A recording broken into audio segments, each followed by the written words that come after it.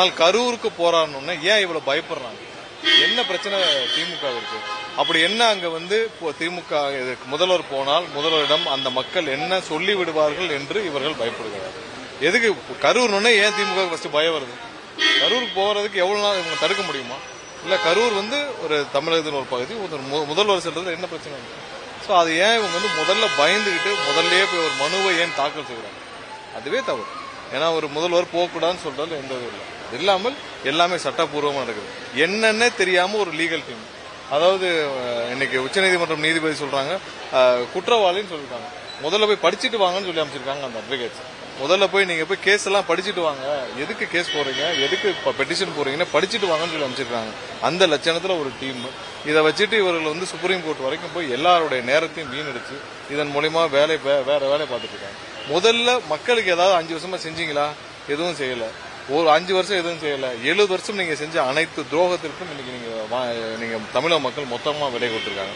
இதை விட்டுட்டு நீங்க இன்னைக்கு முதல்வரை கரூருக்கு போறது ஒரு சின்ன ஒரு செய்தி கூட வராத நிலையில் உடனடியாக போய் ஒரு மனுவை தாக்கல் செஞ்சால் என்ன பயம் திமுக? கரூர்னு சொன்ன ஏன் இவ்வளவு பயப்படுறது? இன்னும் எத்தனை முறை இது மாதிரி நீங்கள் நீதிமன்றங்களில் நீங்கள் தேவையில்லாமல் நீதிமன்ற நேரத்தையும் வீணடிக்க போவீங்க தெரியல. வேற ஏதாவது இல்ல, நான் காலையிலே அதை தெளிவா சொல்லிட்டோம். கண்டிப்பா 100% முறைப்படி நேர்மையாக தான் நடந்துட்டு வருது. சோ நேர்மையா நடக்கிறதுனாலதான் இவ்வளவு தூரம் விசிபிலிட்டி இருக்கு. ஏன்னா இதுக்கு முன்னாடி யார் நியமிக்கிறாங்க தெரியுமா? இதுக்கு முன்னாடி நியமிச்சவங்க எல்லாரும் எடுத்து பாருங்க, தகுதி நடுப்படியில் எவ்வளவு கொடுத்துட்டு வந்தாங்கன்னு.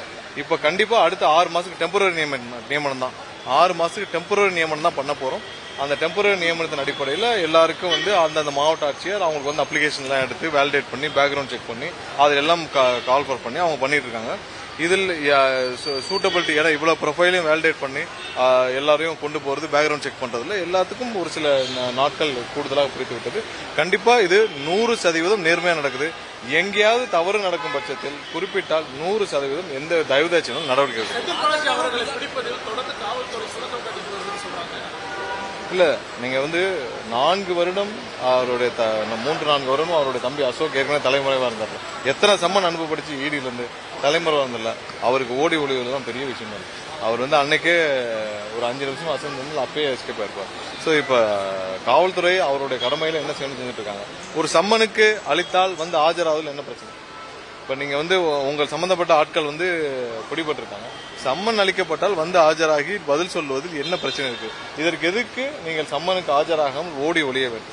அப்ப நீங்க அந்த குற்றத்தில் உங்களுடைய ஈடுபாடுகள் எந்த அளவுக்கு இருக்குன்றதை நீங்க புரிஞ்சுக்கணும். சோ இதே மாதிரிதான் அவர் எல்லா விஷயத்திலையும் செந்தில் பாலாஜி தானே பெரிய இவர் போல் நினைச்சு போகலாம். ஆனா சட்டப்படி அந்த துறையில அங்க விசாரணை எப்படி நடக்குது அதை பத்தி நம்ம தலையிட முடியாது.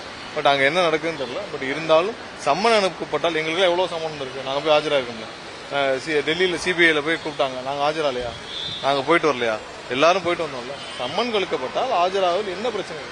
உங்க தரப்பு விளக்கத்தை சொல்றது, அதுக்கே ஆஜராகாமல் ஓடி என்ன இருக்கும்? அப்போ உங்களிடம் 100% ஒரு தவறு இருக்கின்ற பட்சத்தில் தானே நீங்க இதெல்லாம் செய்வீங்க.